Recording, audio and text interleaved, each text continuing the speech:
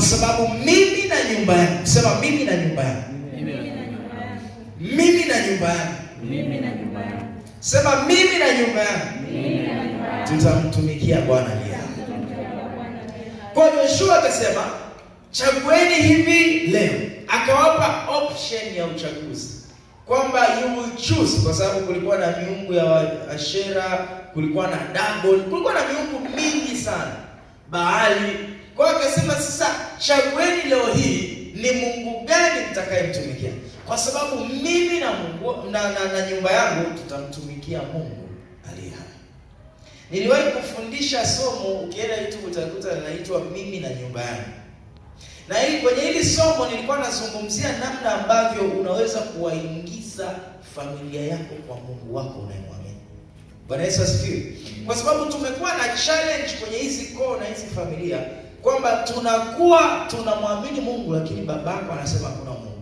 Kakako anasema huyo Mungu gani ambaye ndo unayo maisha. Yaani so we live katika koo na familia ambazo unakuta wewe ndio uko serious na ibada, wengine hawako. Au mko wawili, wengine wote wanajua Mungu yupo lakini hawataki ibada. So unakuta wewe ndio unapambana sana. Lakini sasa ubaya sio kupambana wewe peke yako. Ubaya ni pale unapochoka kuwapambania. Kwa sababu siku wewe umeshaijua nuru, mbingu zinategemea kupitia wewe waijue. Ndio maana Mungu alisema nyinyi ni nuru ya ulimwengu. Haleluya. Nyinyi ni haleluya. Amen. Ninyi ni nuru ya ulimwengu. So since you are the light of the world, kila mmoja akianza kukutazama wewe, akiona ile nuru atakuwa attracted. Ukiwasha taa mahali hapa, alafu kote kukawa giza, watu wataanza kujiuliza kwa nini pale ndo panawaka wakati TANESCO wamechukua umeme. Ndivyo inapokuwa kwa mwana wa Mungu. Kwamba ukishaiwasha nuru yako, wanafamilia wenzako wakiangalia, mbona si tuko gizani, mbona si tuna struggle, wewe umejua nini? What is the secret? Wataka kujua, na ndipo hapo ambapo unakuwa unagundua wamekuja kwenye nuru ya kuzuka kwako. Bwana Yesu asifiwe. Amen. Sasa inakuwa mbaya pale ambapo wewe ni nuru ya ulimwengu, lakini wewe na familia yako wote mko gizani. Alafu wewe ndo nuru ya familia yako. Inakuwa very horrible. Sasa today nataka tushughulikie roho za mafatilizi. Na kama nilivyosema, Mungu akishaingia kwenye familia zetu hizi, it's very good kwamba ataingia na atatamalaki kama Mungu. Lakini inategemea wanafamilia wenzetu wana maamuzi gani kwa habari ya huyo Mungu. Na wewe unakotokea, wanamwamini Mungu gani? Wanamwamini kiasi gani? Nimeshasema kitu hapo. It's the time, yani kinakuwa ni muhimu kujua wanamwamini Mungu gani. Na hata kama wanamwamini Mungu aliye hai, wanamwamini kiasi gani? So there are two things. Sio tu swala la kumwamini Mungu, lakini ni kiasi cha kumwamini huyo Mungu. Bwana Yesu asifiwe. Amen. So kwa hiyo familia unayotokea uwe na uhakika, hata kama wewe there is nothing you've done, kuna kitu walichofanya. Kwa sababu sio kila mmoja wenu kwenye hiyo familia anamtaka Mungu aliye hai. Yumkini aliona Mungu aliye hai hampi ndoa. Yumkini aliona Mungu aliye hai hampi mtoto. Yumkini aliona Mungu aliye hai anachelewa kumbariki na hela, akaona aende mahali. Sasa maadamu alienda huko mahali, alafu akasema something huko mahali kwa habari ya uzao wake ambao unakuja kuzaliwa wewe, automatically unakuwa kwenye kifungo.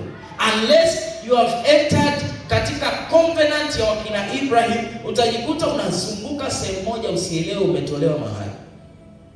Bwana Yesu asifiwe. Amen. Haleluya, haleluya. Mnakumbuka habari ya mtu mmoja ambaye alitokea Dar es Salaam Sunday pale, ni mmoja kati ya watu niliowapa prophecy, right? Ni mnamkumbuka that man? Ilikuja ikagundulika later on.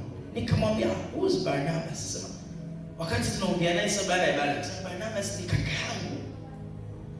Nikamwambia, did you know? Nikamwambia mwaka. Akasema huo ndo mwaka aliozaliwa. Nikamwambia namuona baba anaitwa Fly. Anamchukua wewe, lakini anamchukua mtu anaitwa Barnabas, anaenda kuwakabidhi Akasema maadamu unakimbia, you will never succeed. So long as unakimbia, ni vita, huwezi ukazikimbia roho. Hivi mnaelewa kwamba roho inaweza ikawa Arusha, alafu ndani ya dakika 5 ikawa Dar es Salaam? Nyie mnafikiria wanapotuma jini huwa wanafanyaje? It is an issue of umeenda kwa mtaalamu, huyo mtaalamu anasema okay, tunatuma hili liende kufanya nini? Kufanya uharibifu kwenye eneo fulani. Wanalipandisha, linatumwa. Jini halisafiri kama wewe, kwamba kwenda da ukitoka saa 12 unaenda kufika kesho saa 11. No. Spirits travel at the speed of light. Bwana Yesu asifiwe. So kinachotokea ni kwamba when the spirit is released, huwezi ukakimbia vita ya kiroho. Yaani huwezi ukapigana vita ya kiroho kwa kuikimbia mizimu. Mizimu haikimbii. Na ndio maana wengi wanajikuta umekuja ndio Arusha kusema mimi sikai na nyie, uchawi umewazidi. Nyinyi sitaki uchawi, naenda zangu Arusha. Siwajui nyie. Huwezi ukapambana roho na mizimu kwa kusema huwajui. Unakujaje kuakana wakati wewe babu yako alisema huyu atamtumikia Mungu? Sio kama mnanisikia. Kwa hiyo utatoka Marekani, utatoka Tanzania, utaenda Marekani, mzimu utakufuatilia mpaka Marekani, kwa sababu mizimu does not take passport like you. One guy, I once heard this testimony from a man of God ambaye niko connected naye. Akasema kuna mtu mmoja ambaye roho ya mafatilizi ilikuwa, leo nataka tushughulikie kwenye familia, ni roho ya mafatilizi. So hii roho ilikuwa inamfuatilia, ilikuwa kila akikata visa, akikata passport kusema anaenda Marekani, watasema kabisa okay, tumelipokea, ngoja tu process hii. Atafuatilia kwa nguvu kubwa na nothing was happening. Kulikuwa hakuna kitu kinafanyika. Akaanzaga maombi ndio yakaanza kufunuliwa mavitu sasa. Akawa anaona vitu.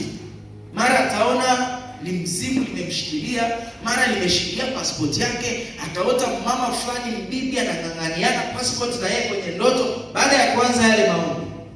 Bwana Yesu asifiwe. Amen. Are we flowing? Amen. Kwa hiyo baadaye, lakini alipoanza hayo maombi, ile visa ikaachiliwa.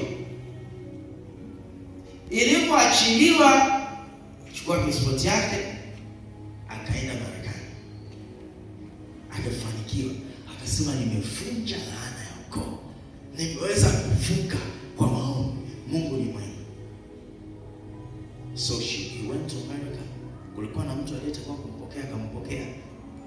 Akampa mahali pa kulala. Akasema utalala hapa hotelini. Nikimaliza mkutano wangu wa biashara, tukishamaliza nitakupeleka nyumbani. Bwana Yesu asifiwe. So lala hapa hotelini kwa hizo siku 2, maana mkutano unakaribia kuisha. So akapewa kulala pale hotelini. Alilala watu wa Mungu. This is a true life story. Akaingia hotelini, akalala. Haoti. Trust me, haoti. Amelala hotelini, akapiga na magoti, Bwana nakushukuru. Umeniwezesha kuvunja laana ya ukoo ya kutokuvuka mipaka. Kilichotokea next, amekuja kuamka, aliamkia nyumbani kijijini kwao. Pale alipotokea. True life story. Amelala hotelini Louisiana. Eneo linaitwa Louisiana Hotel. Amelala pale usiku. In the morning ameamkia kijijini. Lakini anasema kwenye ndoto usiku alikuja mbibi mmoja asema, "Umefuata nini? Umevukaje?" Akawa anamwambia, "Nimevuka Mungu, kwa uwezo wa Mungu, Mungu amenivusha." Akasema, "So," huyo bibi akamjibu, "So rahisi kivi." Afu akaondoka huyo bibi. And then in the morning ameamka kwenye kitanda kule ambapo unalala na ndugu zako. He woke up on the bed. Alafu cha ajabu, nguo zile zilizokuwa amevaa kule kaamka nazo. Alafu na begi lake liko au sasa that man kule ambaye alimweka hotelini akisema kabla sijaenda kwenye mkutano huu nikamwona rafiki yangu. check, wanasema haja check out. Haja check out. Yuko wapi sasa? Hatujui, maana hatujamwona akisema anatoka hotel. Nawezaje kuongea naye? Ngoja ni ongea naye kwa namba yake ile ya WhatsApp. Ingia WhatsApp. Au ni fine. Uko wapi? Sasa niko Nigeria. Uko Nigeria, ukoje Nigeria? Sababu hata ungetoka kwa ndege hauwezi kuwa umeshafika Nigeria kuanzia muda tulioachana usiku mpaka asubuhi ya leo. Lakini yeye akawa anajua that kuna kitu tunaita raw fertility au roho ya mafertility. These spirits are called monitoring spirit. Monitor maana yake, okay, mmewahi na class monitor? Si ndio? Wengine hapa mlikuwa na class monitor. Wengine walikuwa ukosi kwenye list ya class monitor. Yaani kwa mzungufu kweli. Monitor maana yake ni kwamba ni muangalizi.